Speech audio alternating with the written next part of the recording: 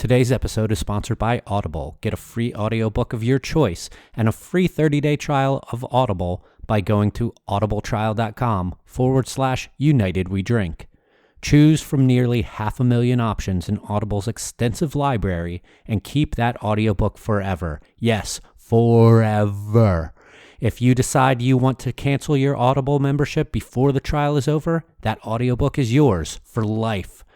Maybe you don't like the audiobook you selected. Guess what? Audible will swap it out for you for a different audiobook for free.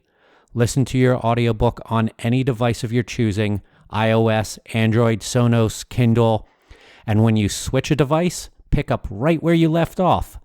Audible has got you covered.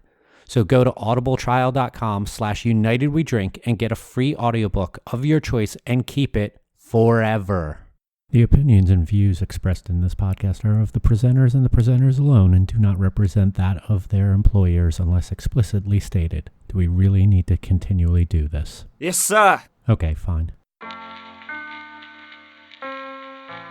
Hi, this is Dina Lang, professional radio personality, and you're listening to a bunch of amateurs on Reunited We Drink.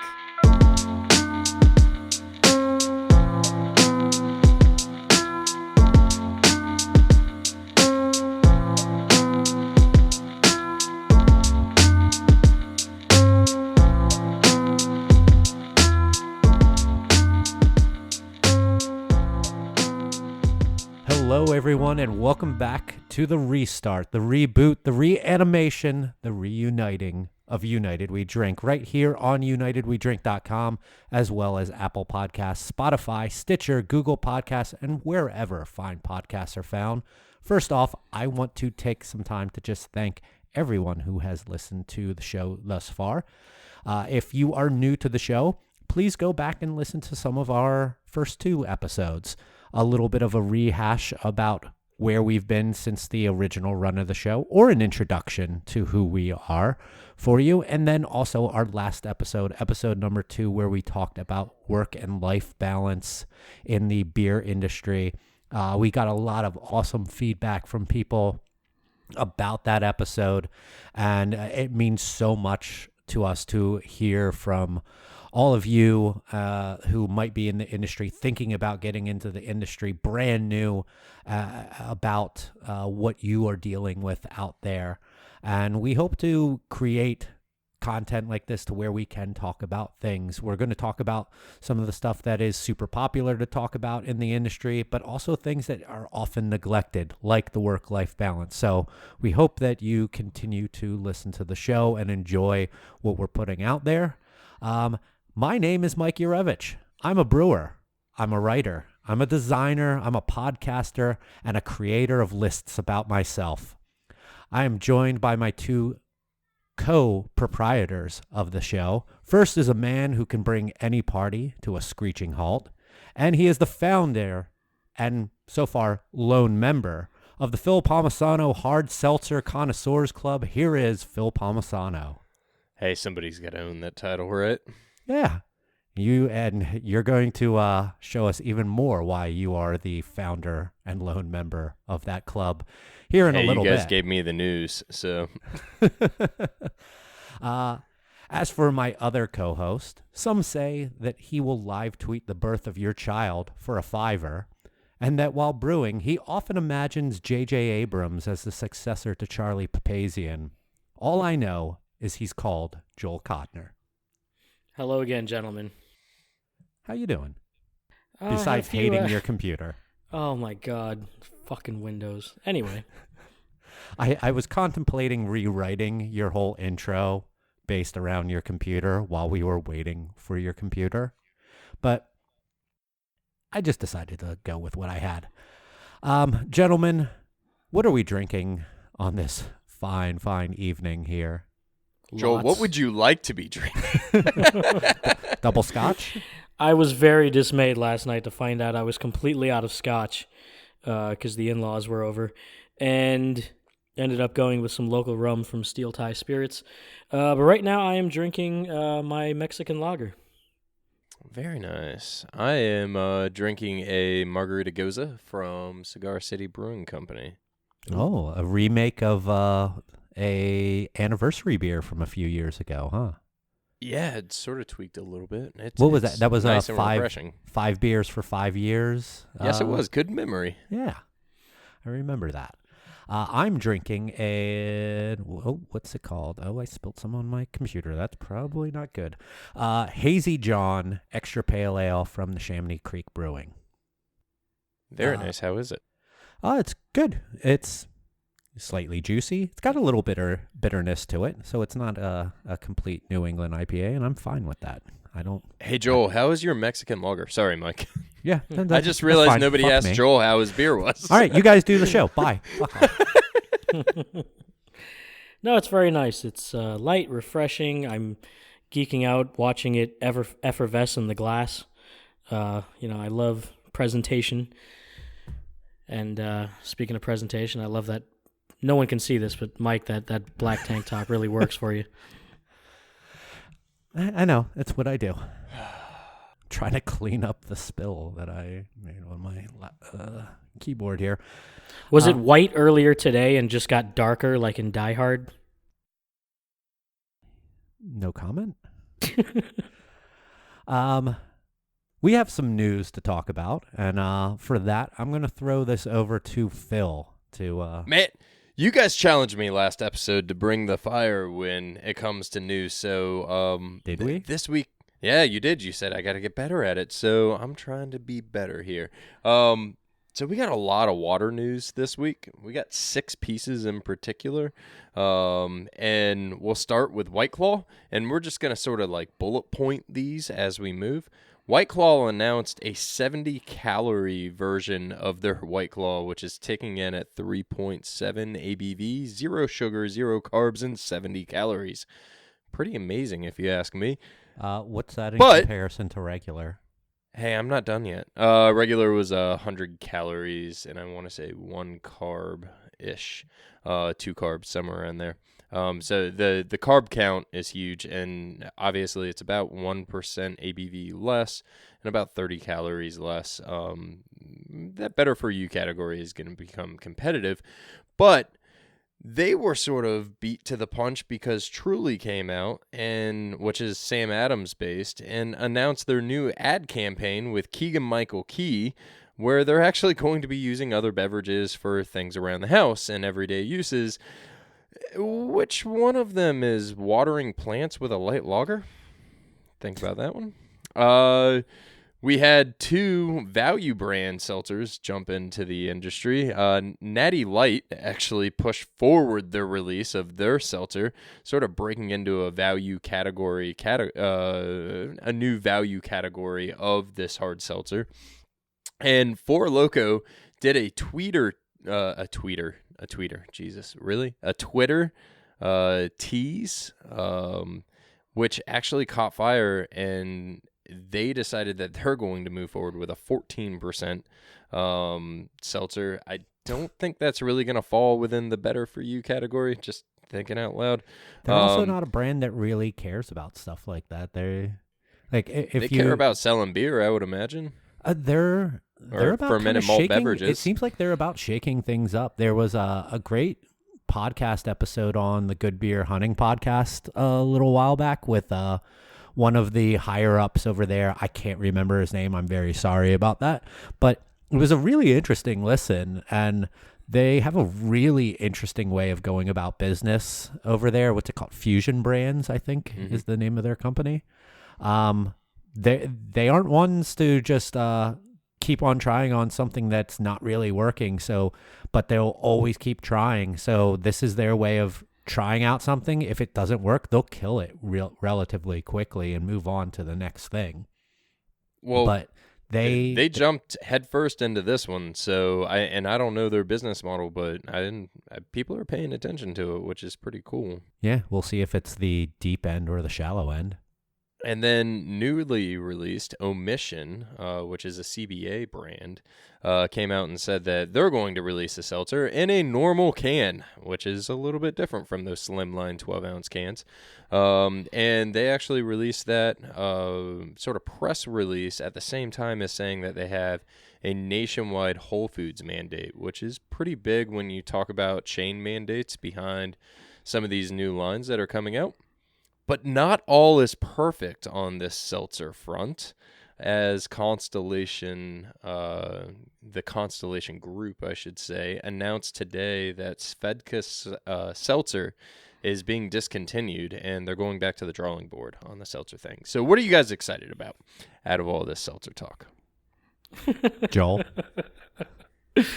Oh, Christ. I don't know.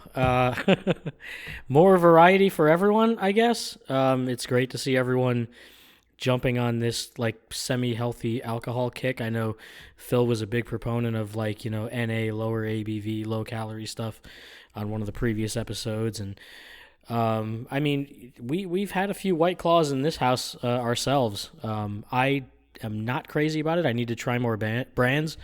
I definitely like Wild Basin.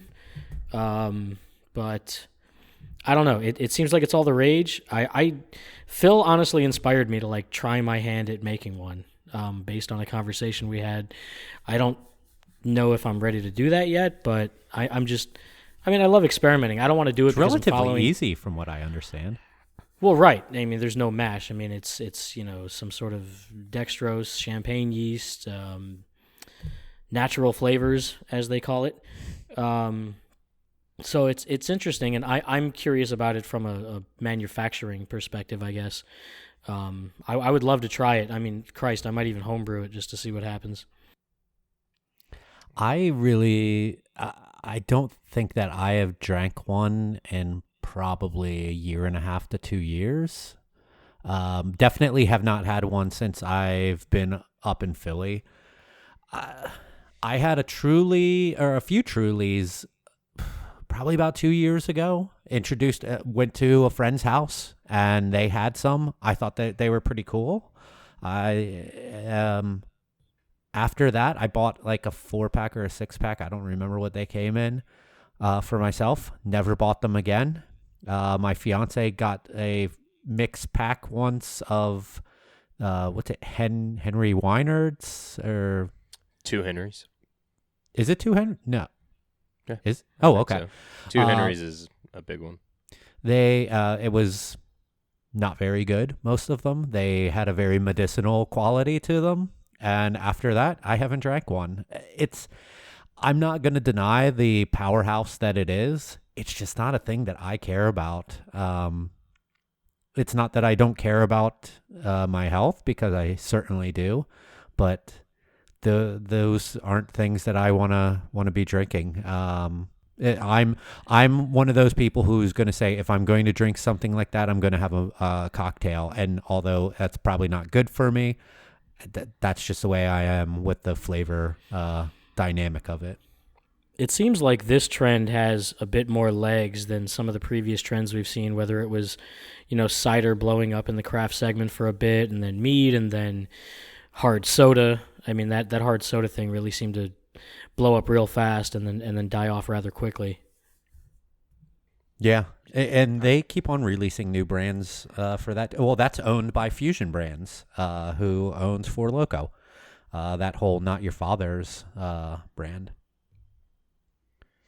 It's definitely interesting to sort of watch it just to see that much news come out since the last episode is with the major players all involved, and then some larger companies stuck behind sort of trying to push this value segment of the industry. You have your presses, your Wild Basins, your Crooked Marker that are trying to sort of carve out this Which, by the way, segment. There's no such thing as organic alcohol, so get the fuck out of here with that. They're trying to carve out the craft segment. Wild Basin and Truly, I mean, they really are the number 1 and 2. So I think the hunt Wild right Basin, now is, you mean White Claw and Truly? or White Claw and Truly. My bad. Sorry, I was thinking craft still. White Claw and Truly are clearly the number 1 and number 2.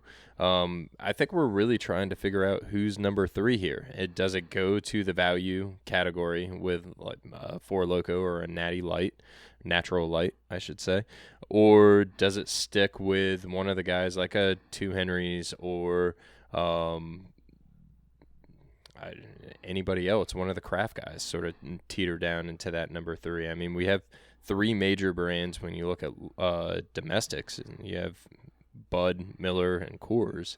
Why can't we have 3 seltzers? They're growing at such an insane rate with no really vision of slowing down whatsoever. It's a category I'm interested in sort of keeping my eye on. I'll try not to bore you guys too much with it. But anyways, moving on to the next piece of news, we have a little bit of local Florida news. Tim Ogden announced publicly that he will be opening up his own brewery, and the brewery's name is Deviant Libations, and it's going to be in Tampa Heights. If you guys aren't familiar with Tim Ogden, he actually has a long history of brewing in Florida, starting with hops, Cigar City Brewing, Cigar City Brew Pub, and then over to Tampa Bay Brewing. I'm personally super excited and happy for just another individual that I can call and consider a friend in this industry, taking the leap, opening up their own brewery, and I wish Tim nothing but the best. Yeah, I'm sure you guys saw this. I know you guys saw this because we talked about it ahead of the time. Joel? I've never met Tim in person. I remember when you and I were working at our last brewery, Mike. This is when we were still behind the bar and not in the brew house, but he had come in to do a collab, which eventually turned into like sort of a seasonal over there. And I do recall having several of his beers at the Cigar City Brew Pub, and I really, really enjoyed them. And I know his work speaks for itself, and it's really exciting to see someone so well known and with an esteemed reputation as his getting to open his own spot. And I just hope there's no confusion with Deviant Wolf in Central Florida. I've never even heard of them before. Deviant Wolf. That's because you're in Philly. Well, Phil looked like he had never heard of that either. His face he just made, of course, audio. Apparently, I need to, wander outside of, my hotel room in Orlando every once in a while. In my opinion, I feel like any person who's talking about the history of brewing in Florida would be remiss if they do not mention Tim Ogden in the conversation. I think that he is such an important part of the brewing culture in that state. If you spoke great accolades, like what he's done, where he's been, Phil, from hops to CCB, both in the main brewery and then the brew pub, and then joining a family who, in their own right, is important to Florida brewing with the Doughballs at Tampa Bay Brewing. Tim's a fantastic brewer, a fantastic human being. I've only talked with him maybe a handful of times. Had some beers with him when he brewed at the brewery Joel and I used to be at. And he's a great dude, a really smart guy, but also like. I don't know if he just comes across so chill with the way that he comes to brewing sometimes. And like, while like Wayne is always super fun to talk to, sometimes I get really confused when Wayne gets into a tangent on things. Tim's always been able to bring things down to talk to me on brewing to where I understand. And I love that dude, and I know that he might not know necessarily who I am now, but I wish him nothing but the best of luck. And this is it's really exciting to see him going out on his own. Yeah, you hit it on the head when you said he's just a great human being, guys. And that's the beautiful thing about this industry is when you have somebody that is an awesome person, you want to make sure, or you hope that they succeed in any endeavor that they go through. So, yeah. And final bit of news: the philosopher Bart Simpson once said, "Eat my shorts." Michigan-based Shorts Brewing Company is actually hoping for just that, as they paired with Michigan-based cannabis company Green Peak Innovations. The announcement stated to expect shorts, beer-flavored edibles, and vape pen flavors this isn't the first time that a brewery's done this, and keep in mind Lagunitas Really? sort of Oh. ventured into this reality a while ago, and they sort of own a small percentage of sorts.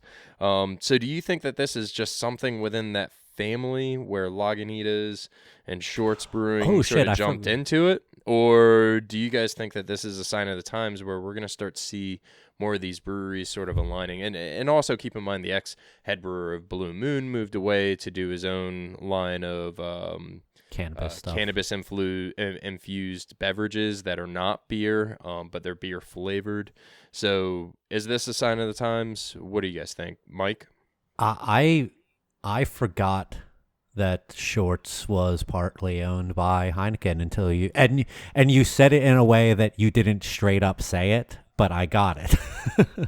So yeah, that is interesting once you really put two and two together on that. I mean, cannabis is definitely an interesting segment of. I don't even know how to really categorize it. Like mind altering, but like it's. I mean, not in its truest form, not a beverage, but bringing it into beverages.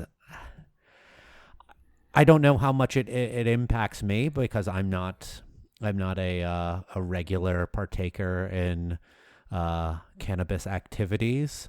The last time I really remember partaking in edibles, that was a thing. But it's, I don't know, it's interesting to see where some of these companies are going. It doesn't greatly impact me, but this is again like seltzer. I like being kind of on the outside looking in to it because these are things that don't really impact me personally, but I like just kind of seeing the direction that it goes and what other people are saying about it.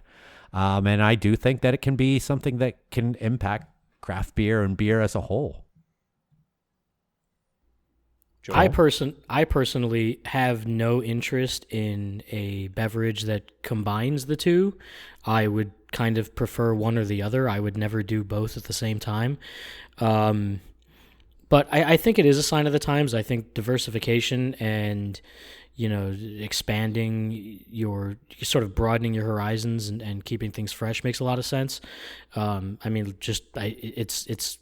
It's almost like with the seltzer. It's another product category to get into. It just doesn't interest me personally.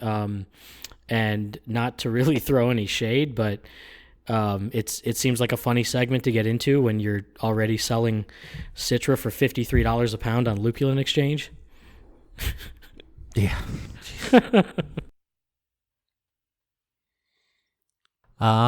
Yeah. I think it's a sign of the times. Honestly, at the end of the day, I think we're going to see more beverage companies, and really at the end of the day, when you start looking at collections and families, they're going to leverage local relationships. And obviously, I don't have Shorts' business plan, but I would imagine You don't?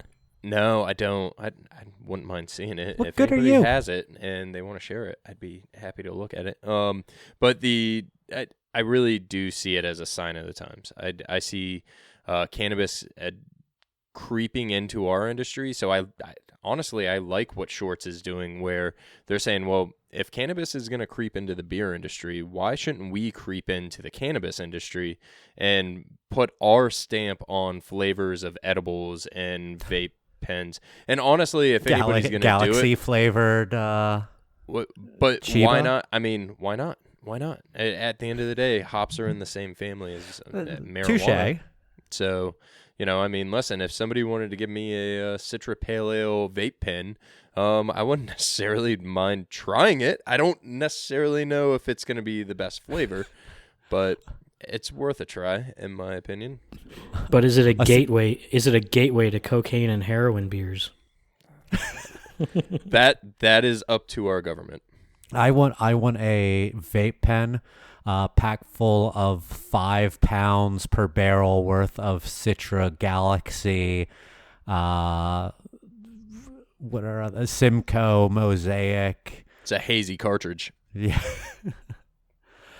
That's all the news. I'm done. Right. I get made fun of and I'm over it. All right. We're moving on to Q&A.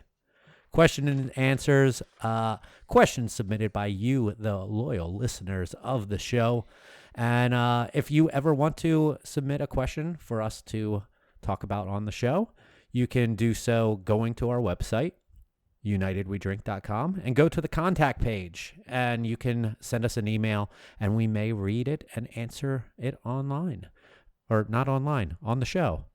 You can also send it to us on Twitter, Instagram, wherever.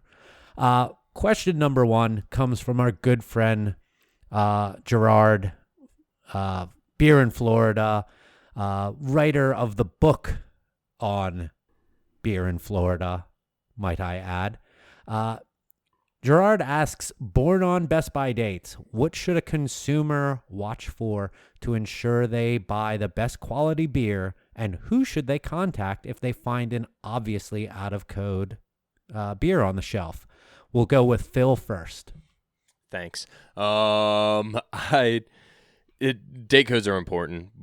Be it born on dates, package on dates, expiration dates. Obviously, as a brewery, we want you to consume that beverage within a finite amount of time to make sure that it comes across as intended. Not necessarily, it's not necessarily bad. It's not like milk where you're going to get sick necessarily off of drinking a beer that is a year old, and we want you to consume it within 6 months. That said, it is very important, and there's multiple different ways to sort of handle this situation coming from somebody that handles a lot of the Contact Us forum threads. Or website inquiries, I should say. When you look at it, speak to the manager if there is a manager. I would say don't make too much of a big deal out of it, but hey, just so you guys know, you got a brand, you got an Enjoy By that's 6 months old on the shelf. It clearly states Enjoy By. But at the end of the day, you can't sort of tell that guy how to do his business, right?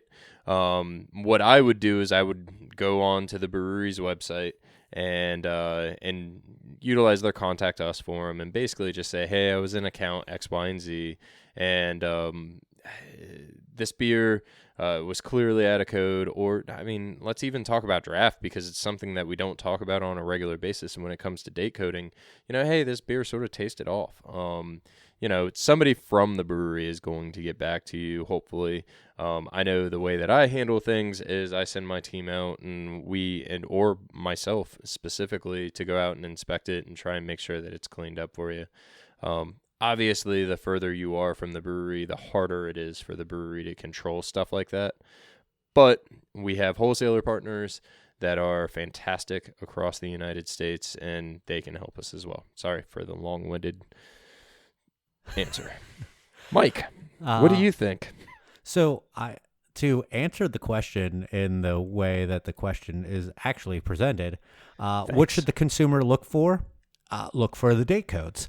But also, I feel like that it's a dick thing to say because that's an obvious thing. But I also think a lot of things fall onto the breweries to have easy to decipher date codes. Julian calendar does not fucking work. Do not put that on a can or a bottle. 90-something% of people, I'm making up a fake statistic, but I have to believe it's true, do not know how to decipher Julian date codes. We know how to decipher regular Gregorian date codes. Put those on your product. And whether or not it should be the Best Buy or the Born On. I love breweries who put both of them on there. Boulevard, 6 Point come to mind. They put both of the dates on there. I think that that's awesome. Not everyone is able to do that, but it starts with the brewery having easy to understand date codes. Then, as for whether or not it should be who you should talk to about out of code beer, I think that it's easier to contact the brewery in regards to something like that, where kind of like you were alluding to a little bit, you might have a harder time with the retailer, because One, you might just have a regular employee who doesn't really know what to do when it comes to that. It might not be a manager or an owner of the shop. So just stay away from that, I would say, because you can confuse an employee, or if it's a really standoffish manager or owner, you're just going to probably get some blowback that you don't really need. Contact the brewery first and foremost is what I would say, and then let them handle it through their distribution networks and their contacts with that retailer. It's a great Joel? point, Mike. I wish I could be as tactful and professional as you guys on this subject right now, but I mean, my heart is literally racing, not only because I'm still flustered from my technical difficulties a half hour ago, but I've also switched. I finished my crowler, and I've moved on to a quart of Old English. So here's my take on it, and it's a bit militant. This comes from not only experience as a production brewer who formerly distributed draft and package and dealt with lots of issues, including out of code beer and all that, but also as a consumer. Me personally, I refuse to buy anything that's room temperature. I'm just over it. We have so many small craft breweries in the 7,500 or so that we have now, and you have to imagine not many of them are pasteurizing or doing the really in-depth Q&A, and that's why I honestly trust bigger brands more these days. Sorry, not Q&A, QA/QC. We're doing the QA for them. Exactly. As I mentioned on the last episode, I was heading to North Carolina a couple weeks ago, and as soon as I got there, I had to stop into a grocery store, and I got so excited when I saw Allagash White on the shelf because we don't have that here. And I immediately went for it, and then I picked up the bottle out of the 6-pack, and it was 10 months old. And that was just infuriating.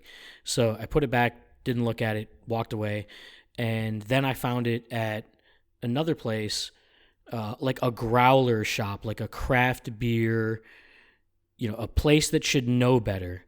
And it was room temperature on the shelf, and it was 15 months old.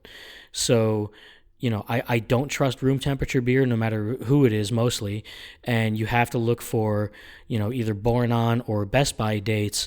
And it's a little trickier with the born on date because you have to interpret when it's Best By. Yeah. And there's so much beer on the shelf right now. Are you really going to waste your time trying to tweet this brewery or contact them while you're in the store? I mean, you're just going to go for the easiest option that you think is the best bet. I was so frustrated when I walked into a bottle shop people recommended to me, and I saw Maine Lunch in the fridge. I mean, I got so excited, and it was 6 months old and said best within 90 days. I mean, it was just infuriating. So, and it's a top to bottom responsibility between the breweries, the distributors, the retailers. I think if you're in this business and this is what you do, you should know better.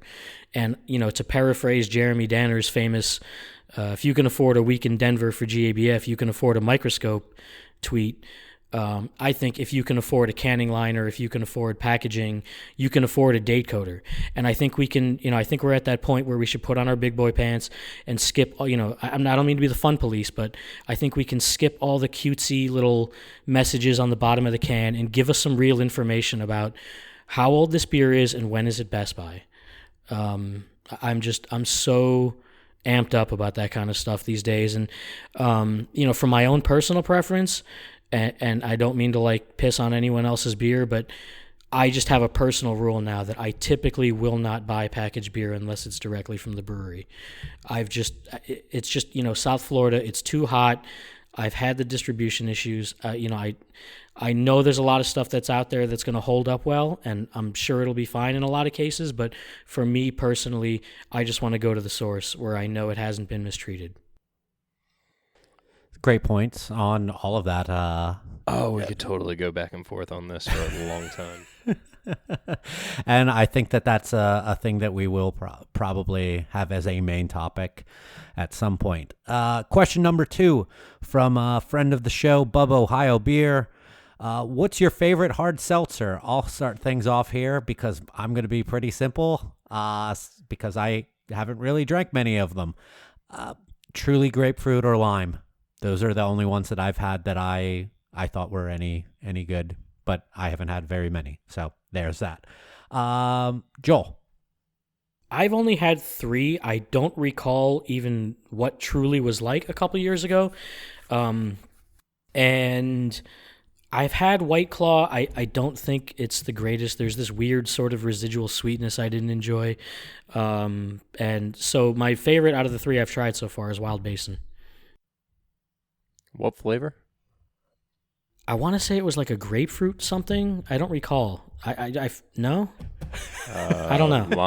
Lime, lemon, peach, or melon. Maybe it was melon then. Okay. I don't know. I had a few that day, and I was out in the sun.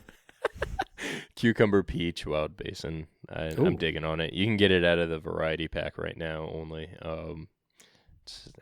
I really like it. I like, for some odd reason, peach flavoring. All right. Final Q&A question is from @DuvalBill on Twitter. Which breweries in Florida do you think aren't getting the respect they deserve? And which breweries in Florida would you most like to collaborate on a beer? Joel? Glad I'm not going first.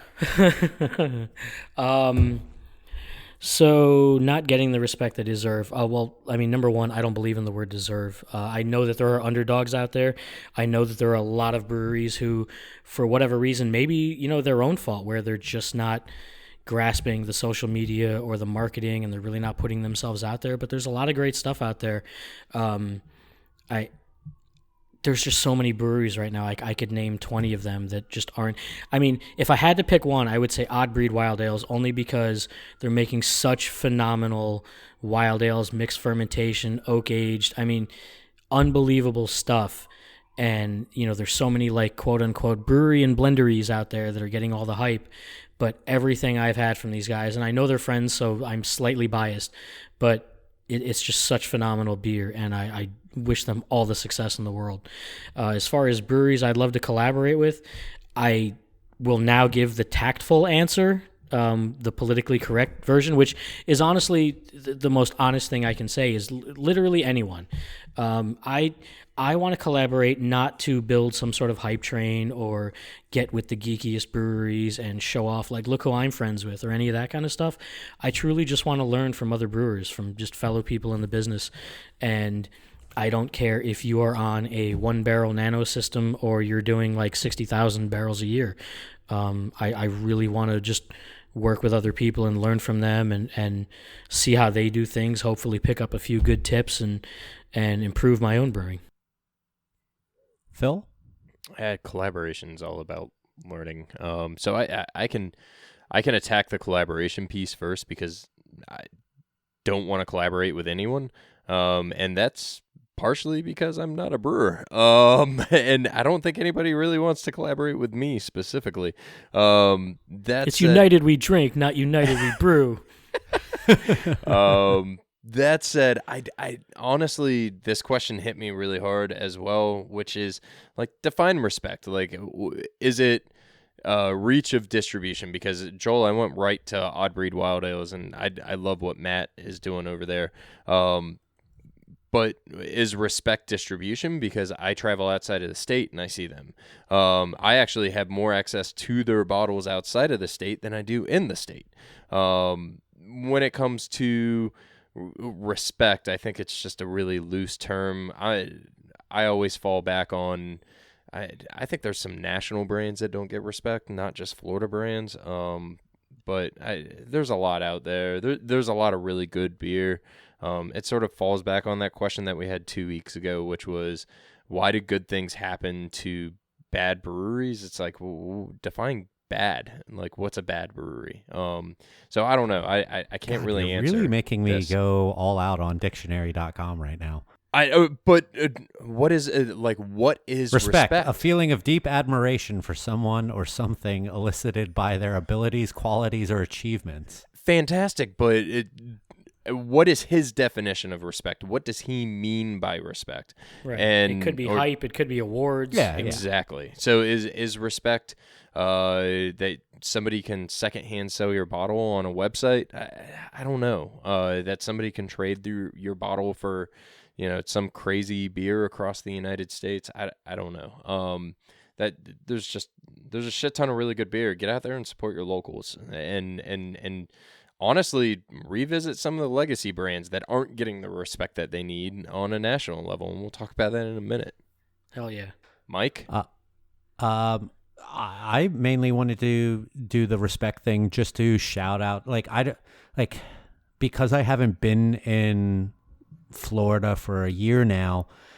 I don't really know who's getting what and who's being talked about, who's doing well, and things like that. But I just wanted to shout out a couple breweries, or actually a few breweries that I really love and appreciate. And one is Copper Point in Boynton Beach. Matt Cox is one of the best brewers and one of the oldest brewers in the, he's been brewing for a long time. He's not an old man. But Copper Point, I think, is a fantastic brewery. Barrel of Monks in Boca. I mean, I have a lot of friends there, so it might seem a little biased, but I think that Wizard Wit has the potential of being the Allagash White of Florida. Walking Tree in Vero Beach, those folks over there, they make absolutely fantastic beer. I don't know what their love, if they get a lot of love from people, because they're not in the area that I lived in. I went there to visit. I've had some of their beers. They make some of the best stouts in the state, and also possibly the country. They make incredible beers over there. Big ups to Walking Tree. As for people who I love to collaborate with, Joel was really hit the nail on the head of anyone and everyone. But I just put 3 down here really fast because these are ones that I definitely want to do. Joel, because he's my friend and it just would be fun. Odd Breed, because I could learn a hell of a lot from Matt Manthe. He is, in my opinion, the best brewer in the state of Florida. And I'm just always so interested by mixed culture and wild fermentations. And then Seventh Son over in Dunedin, Tampa. Love those folks infinitely. They make amazing beer and would just love to have a great time making a beer with them. All right, so that does it for Q&A. Moving into our main topic, maybe a little later than we were hoping for.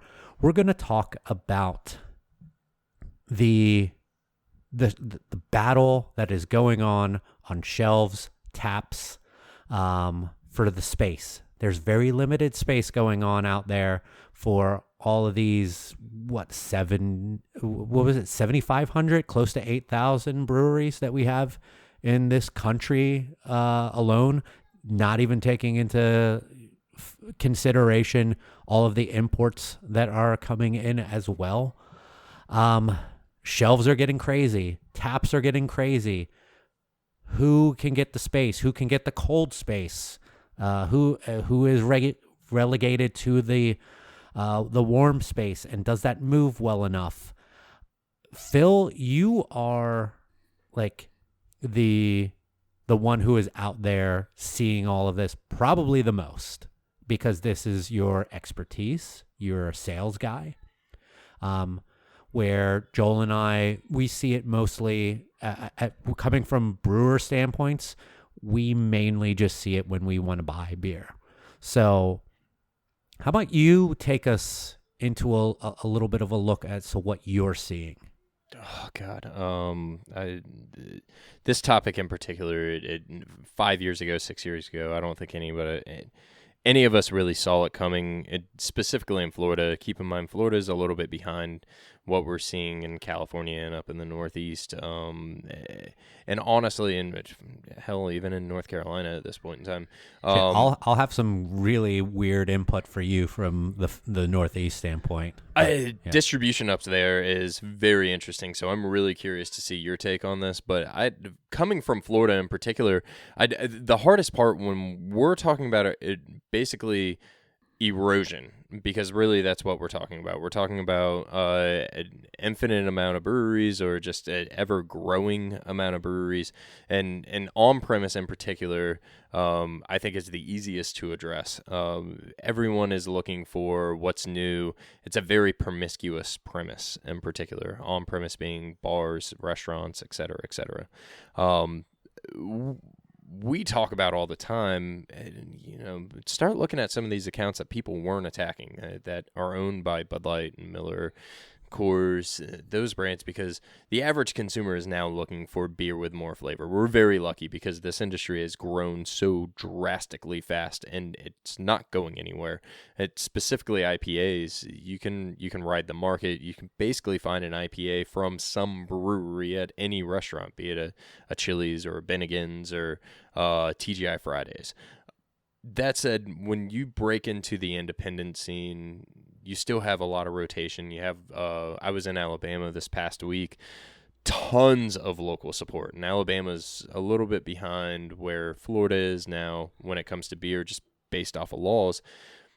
But local is really dominating your draft handles. So when you're representing a brewery that's based out of another state, you're sort of battling that, and you're battling it with heavy hitters, Sierra Nevada, Sam Adams, just to name a few, Lagunitas. When you go to off-premise, that's where things get sticky, because you live and die by planograms, and you live and die by sets. And what a planogram is for anyone that doesn't know, is once or twice a year you'll have a company, a major grocer, put out, basically it's a map in regards to what those coolers look like. And when you're dealing with a major grocer, those planograms are very specific. And there's a really good movie, 10 years old at this point in time, I believe, Beer Wars. Highly recommend watching that, because it's going to, if you're not caught up on sort of where the off-premise shelf battles are, that movie opened my eyes, and I've become a student from that point on. Ring data, IRI data, is super important when it comes to proving that you deserve a specific space on a shelf as a brewery. As shit as anything, consumer packaged goods, and really anything. Can you explain to people what IRI is? Because I'm sure there's probably some people listening who don't know what that stands for and what it is. Yeah, so it's a service that basically it's ring data. So every time you as a consumer go into a major grocery store and you buy a jar of peanut butter, and we'll talk about peanut butter because most people, unless you have a peanut allergy, buy peanut butter. And you God, Phil, alienating the people with peanut allergies. and you ring almond butter or peanut butter. That way, almond butter everybody can buy. And you go through your register, and they scan it, and it actually shows that jar of peanut butter was sold. So at the end of a month, they'll kick out scan data, and a company like IRI will end up releasing that scan data and basically telling you, hey, here's your dollar per sale, your dollar per placement, here's your in comparison to the rest of the industry, this is where Jif lands versus Skippy versus Peter Pan, and it allows you to compare apples to apples amongst your competitors. And when these grocers, and now I'm venturing into an area of the industry that I don't know nearly as much because I've only sat into a few meetings, but these grocers are paying attention to who's making them money. They're running a business, and at the end of the day, they want to make sure that every placement in that cold box, not local, not national, not regional, they don't really care as long as it's bringing them in revenue. That said, when you have someone like Sierra Nevada that came out this past week coming out of their national sales meeting that said, hey man, we got a ton of traction right now with a hazy little thing, and we're going to double down on it next year, and we're going to do, a little bit of a line extension on it, but don't count Sierra Pale out, because Sierra Pale is too large to really die, and we have to make sure that we continue to push that. You go to your local grocer and Sierra Pale is there. It's sitting right next to Hazy Little Thing, and that's the established brand. We're starting to see these legacy brands erode, and for me as a craft beer lover, take the industry outside of it. That's scary. Because these are the beers it's that also brought a little sad too. all of us as a into craft beer lover, not necessarily a professional in the industry. Absolutely. Anchor, Lagunitas, Sierra Nevada, Sam Adams, all of these brands, Dogfish Head, for a lot of us in Florida, were there almost right out of the get-go. Avery.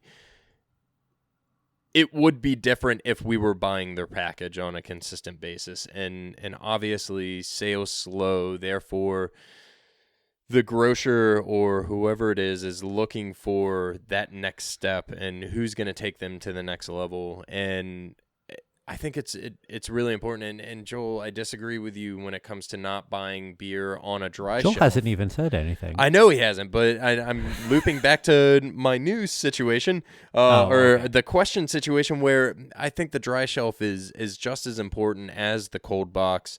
And I think you still have to pay attention, be it in cold box or on the dry shelf, on your date codes and be educated. If you want me to be honest, I'm scared more, not necessarily about the dry shelf, but about the single section. And that's a section that I have my team work on a regular basis. And even the single section is running out of space. And so now you have to show a rate of sale to hit a single section.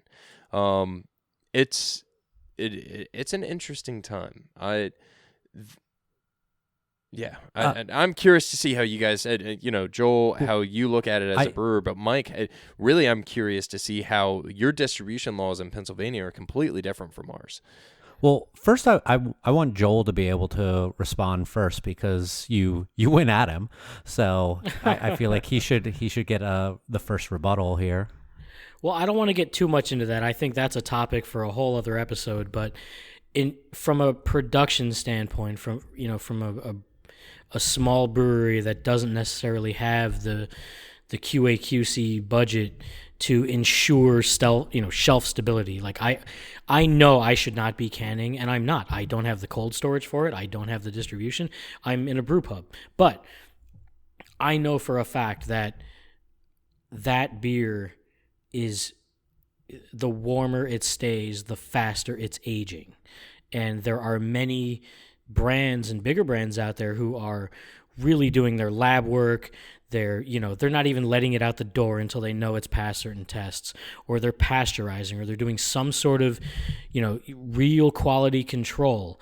I know Boulevard has huge standards when it comes to that kind of stuff. So, but when I see the local 5-barrel brewery with 6-packs on shelves, I know as much as I may love their beer, I probably can't trust it as much as far as shelf stability.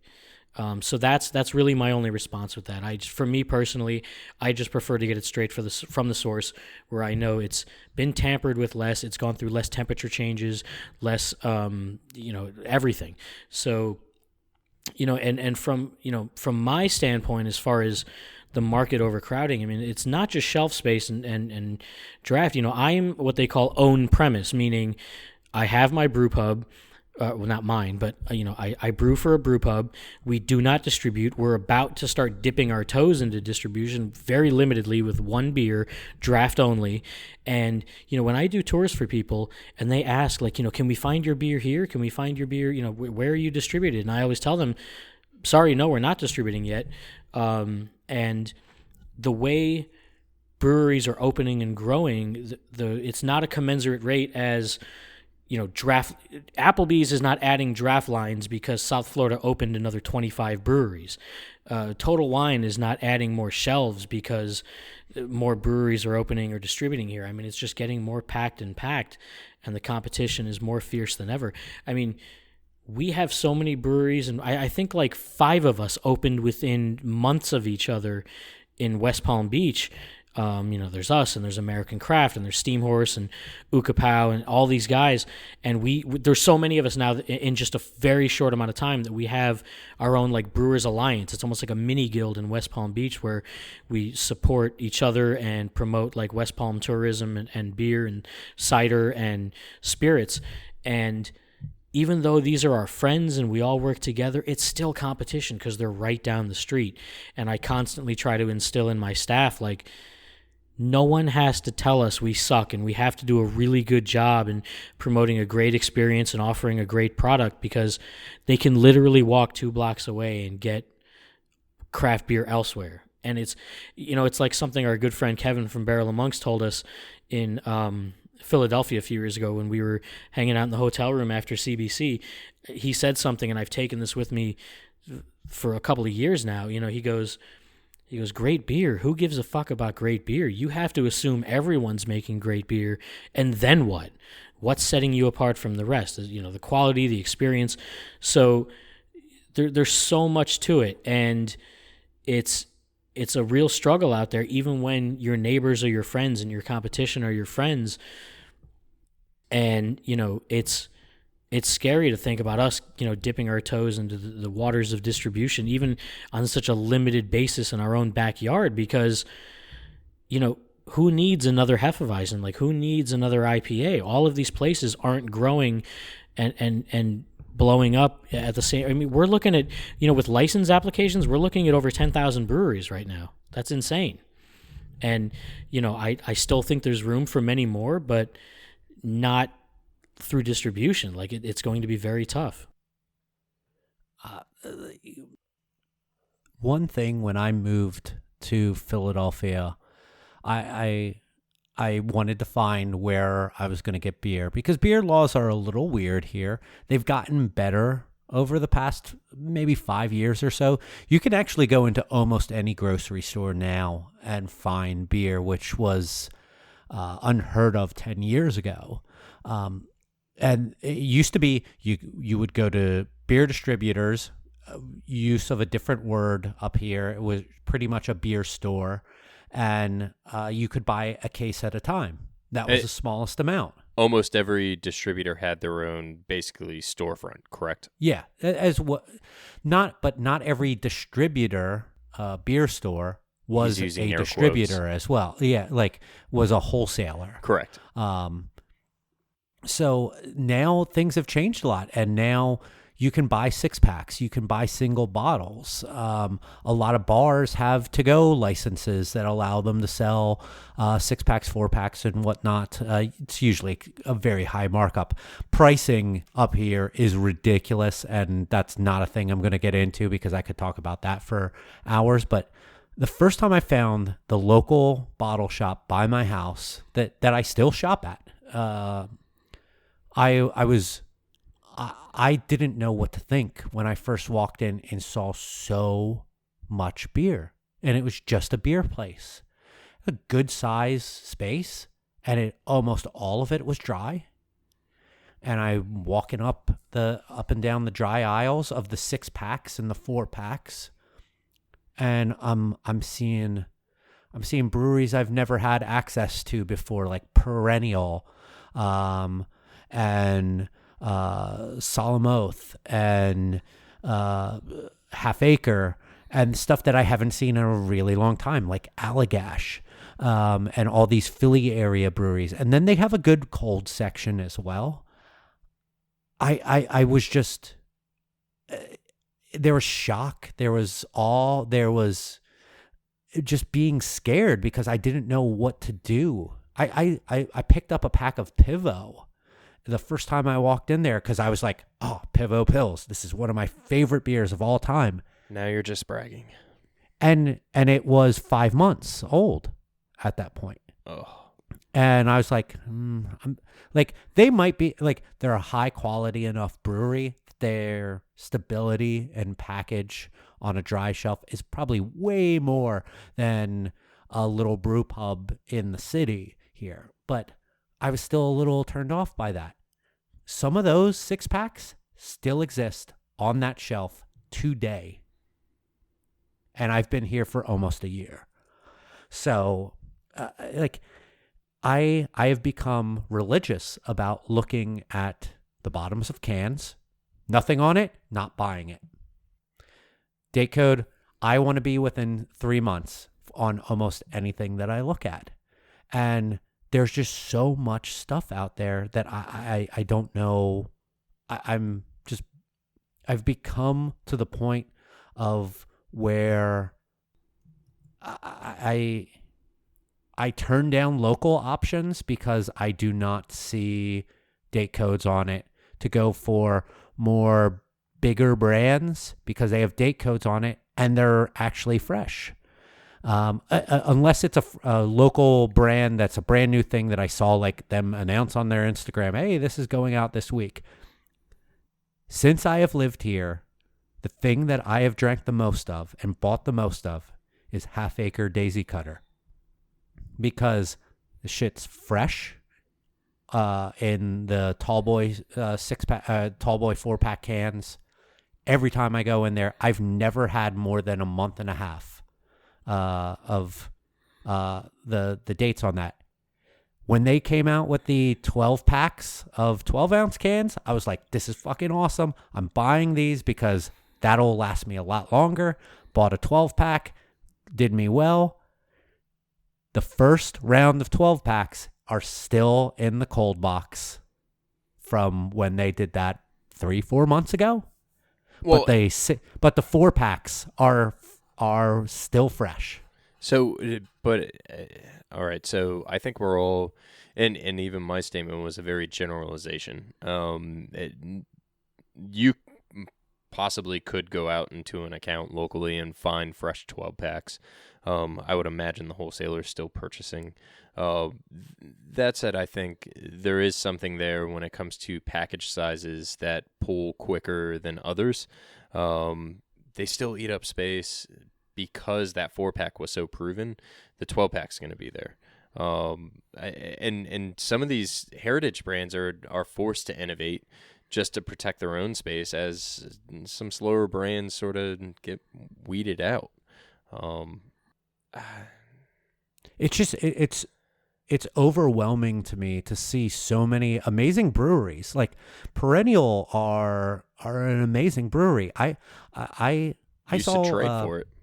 Yeah, I saw what was it? Sump is that one of their saw bottles of that on the shelf. And Solemn Oath is a brewery that is well regarded. Like Great brewery. It is just overwhelming. Three Floyds recently, within the past few months, came to town.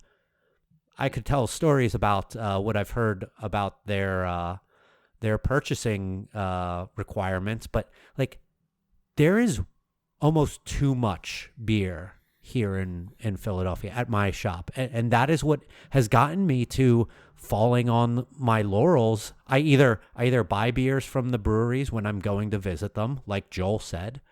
Because I feel most confident about the quality, but also, I mean, some of these out-of-towners in the bottle shop have the date codes that mean something to me, and I know that a lot of people aren't looking at these date codes, and that's a thing I wish that we could educate more. And there's probably breweries who wish we didn't educate more on that because they're like, fuck. They're not going to buy my beer if they know that it's past code. Well, that's a problem you need to address within your brewery if you are hoping on people buying out of code beer. Like, fuck. I mean, that's probably a different topic that we can get into on quality of product. But I think that opens up the QA/QC topic that Joel was talking about earlier. Yeah. This is a wild fucking time, and I'm blown away because I like I said, I'm overwhelmed every single time I go in there, and I still walk the aisles, and I still am like, I don't know what I'm looking at. I don't know what I'm looking at. I don't know what I'm looking at. And then it's like, all right, 4-pack of Daisy Cutter and something local that I just saw that came out. And I'm a professional. I've been in this industry for 8 years now ish. Like it's fucking crazy that an area, a shop can just fuck with my mind so much when I'm looking for beer. Joel. Imagine a consumer. And I also want to approach this from a manufacturing standpoint. I know that's a very kind of, white bread term for what we do, and I know that turns off people, but I mean, we are manufacturing a product, and there's also only so much raw materials to go around, as our buddy Matty Smooth from New Belgium told us in the dry hop seminar a few years ago at CBC. This is an agriculture, when it comes to hops, obviously malt and yeast are a bit more plentiful than, some of the hops everybody's working with right now, but with so many breweries doing so much hop forward stuff, it is so hard for smaller guys like me to get my hands on certain things, and there is a real effect to having so many breweries and doing so many of the same style, especially with these just insane hopping rates that are coming out now. I mean, guys that are doing like 8-10 pounds per barrel. I look at the spot hop list, which is pretty much the only thing I can order from, and it's a joke. I mean, yeah. I might as well just start producing all fucking like noble English ales. I sent out an email to get approval on an order today, and I was like, if I don't jump on this now, I'm not getting it. It's that simple. It's not on this spot list. It's not on that spot list. I'm literally having to buy it in 1 pound packs, like 44 of them. So, yeah. It's also a raw material issue. There's only so much out there for everyone, and it's our responsibility to use it wisely. So there's so many facets to this. I mean, there's, and I've always, like, from my perspective, from a at this moment, not distributing brew pub, I've always tried to instill in my staff that nobody has to come see us. There are guests. We have to, make them feel good, offer them something great, because they'll never come back. There's too much competition. They don't even have to waste their time giving us a bad review. We're just going to be looking around at an empty tap room one day going, what happened? And everyone's going to be down the street or across the street or wherever, because there's just so much right now. There's like you said, almost like too many options. Yeah, you touched on it, and all of us sort of danced around it a little bit. There's a distribution problem here too, and it's an overcrowding of distributors at the same time, and distributors are starting to push back a little bit more. I don't know if there's an overcrowding of distributors. Maybe, No, I'm sorry, overcrowding of portfolios within distributors. How about that? I would absolutely agree with you. Now you're not only talking about share of mind on a shelf or on a draft system, but also within a wholesaler.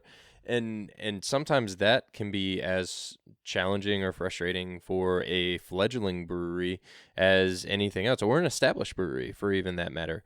Our wholesaler partners, as a brewery that works with wholesaler partners, in my opinion, they do the best job they possibly can. They're managing a portfolio of multiple brands, multiple personalities, just as breweries are managing multiple personalities within retailers, et cetera, et cetera. I think we can all agree on one thing, and the three of us coming from three very different aspects of this industry, you really need to own your tasting room as a brewery. Yep. You need to own your backyard. You need to look at it from a halo effect of 2 miles to 5 miles to 10 miles to 15 miles. Widening your net of distribution as a very young brewery can be very challenging, not only on especially today management, as opposed but to resources. Even 5 years ago. Exactly. And 10 years ago, we all wanted the amount of options that are on the shelf that we have right now. Yeah. And what a time to be alive. Literally, you can go to the store and I can go to my local gas station that is walking distance from here and have an amazing craft beer selection. It's pretty cool. It is, but I think that we opened a slightly different can of worms than we really thought we knew what we wanted at that point in time. Absolutely. Brand loyalty. Find a brand. Buy it. Visit their tasting room. Like I said, I feel like I've inadvertently made a brand that I'm loyal to is Half Acre Daisy Cutter for some reason other than just it's a fantastic beer. But God, I feel like we've only scratched the surface on a conversation like this. But we're running super long on this episode. Tell us what you think at unitedwedrink.com. There we go. Submit your questions, ask your answer, or ask questions on the Twitter. Ask your answers. Ask your answers. Let's restart this conversation on Twitter at United We Drink. So let's talk about this more over there. Don't at me. Sure. You can at me. I don't have it on my phone anymore, so good luck. All right, let's get into last calls, gentlemen. I don't remember where we started last week. So I'm just gonna go with Phil. You have your last call. Sweet. So I got two things. Real quick, shout out to Alan over at Mad Robot Brewing. Going through a pretty rough week last week. And your email to us was amazing. All three of us were pretty impacted, and it definitely. We don't get paid to do this. This is a hobby. This is sort of an outlet for all three of us, and to hear, that you really enjoyed our podcast made me feel really good, and I know I can speak for the other two co-hosts when I say that. But my second last call, 'tis the season of pumpkin spice lattes and horror movies, and more importantly, horror movies. We have It Chapter 2 coming out. I love horror movies. Super excited about that. But today I watched the trailer for a small film by the name of Candy Corn. Highly recommend it. Looks really, really cool.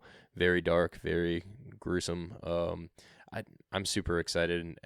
Halloween's right around the corner. It's one of my favorite holidays. Horror movies, always enjoyable to watch while drinking a beverage. But yeah, that's sort of my last call. All right, I'll jump in here real quick. I'm gonna have hopefully very quick one here, and that is just to make a little announcement that I know I talk a lot about living in Philadelphia. Well, by the time of this next episode, I will not be living in Philadelphia anymore. I don't need that. I'm moving back down to South Florida in a week's time from the time that we're recording this. Some family matters that I am not going to get into, but that's what is bringing us back down that way. So I don't really know exactly what I'm doing as of this time, but hopefully I will somewhat soon and find my feet on the floor of somewhere of a brewery in that time. And I look forward to having some beers with you gentlemen in person very soon. Agreed. And as far as I go, this one is going to be mainly about gratitude. Thank you to everyone who wrote in on the last episode. Thank you to everyone who jumped on the Jacuzzi Mead t-shirts. And thank you to the breweries that showed me such great hospitality in North Carolina 2 weeks ago. Most notably, two of them, Pinehurst Brewing in Pinehurst, which blew me away. It is some sort of, I want to say like some kind of steam factory or some old building that they hollowed out and put a brew pub in. Just the most amazing beer, crystal clear West Coast IPA. I was geeking out so hard. I had their cornbread with honey butter and a Kolsch, and it was like just mind-blowingly good together. The brisket was amazing. The sauces were amazing. The beer was just unbelievable. I made it, this sort of touches on what I said in one of the last episodes about, find those hidden gems. And this was one of those hidden gems. I didn't even know they were around there, and I happened to just see them on one of those hotel brochures on the front page. I saw a picture of like 2 beers, and I was like, oh, what's this? And we went there for dinner one night, and it was unbelievable. All of the food was amazing. All of the beers were amazing. They had this like coconut key lime sour that was just ridiculous. And I made it a point to not only jump on social media and tell everyone about this place, but also find their brewer on social media and message him and tell him how much everything was amazing. So when you find a spot like that, blow it up. Let people know. Really, shout it from the rooftops because, like I said, there's so many hidden gems out there, and I really want people to know about places like this. Also, Trophy Brewing, shout out to Alex and everyone there. They showed me the greatest hospitality, took me around the brew house. Just such phenomenal beers. My favorite beer of 2019 is their Triple Surfer 10% Triple IPA. I was just expecting super malty and all kinds of insanity. It's a style I don't really trust, but that was such a phenomenal beer. You could not taste the 10% alcohol. There was zero bitterness to it. It was unbelievable. And this is the kind of stuff that gets me excited and inspired and reinvigorates me. And when you find these breweries and these beers, shout it from the rooftops. Let everybody know, because I think that's what keeps us going. And just let everyone know when you find great stuff like that. And we'll jump right into Tip Your Bartender. Joel, anything you want to plug? I am Florida DUH Brewer on Instagram and Twitter. West Palm Brewery and Wine Vault. We're having our Polka Fest this Saturday, August 24th. The Polka King himself, Jan Levin, will be there doing his polka. If you don't know him, he was infamously portrayed on the Netflix movie The Polka King by Jack Black. I think this is our third time doing this, and it is easily our biggest event that we do. We shut down the street. It's going to be a big polka block party, pierogies, Polish sausage, the whole deal, and we're going to be releasing our new amber lager, which should be legit. So come see us, come have fun with us, and hang out, and let's drink some beers. Phil, anything you want to plug? I'm working on my MySpace page. Tom's my only friend right now. But like you guys, Jason Mantzoukas. You got no social media. You guys can follow me on LinkedIn, Phil Palmisano. You can follow me on Twitter and Instagram at Mike Loves Beer. You can follow the podcast on social media as well. We're on Twitter at United We Drink, Instagram at United We Drink Pod. You can like us on Facebook. We, as Joel said earlier, we have t-shirts. Go over to our website, unitedwedrink.com/store. We'll direct you to our TeePublic store where you can get Jacuzzi Mead shirts, logo shirts, stickers. You can get coffee mugs of Jacuzzi Mead or our logo, tote bags, all of that fun stuff. And by doing that, you're supporting the show. So why not support the show? You can also subscribe to the show on pretty much any major streaming service for podcasts now. Apple Podcast, Spotify, Stitcher, Google Podcasts, Overcast. Just got notification today that we're now on iHeartRadio as well. So if you're into that, go there. If we are not on the service that you like to listen to podcasts to, let us know on the contact page over at the website, and I will do whatever I can to get us over on those. Next episode, we are going to talk about industry certifications. So make sure that you check us out in 2 weeks. We'll be right back here. Same bat time, same bat channel. Probably without bats because bats are scary. But until then, we'll catch you all next time. Go ahead and say it, you fuckers. Cheers. Hail Satan.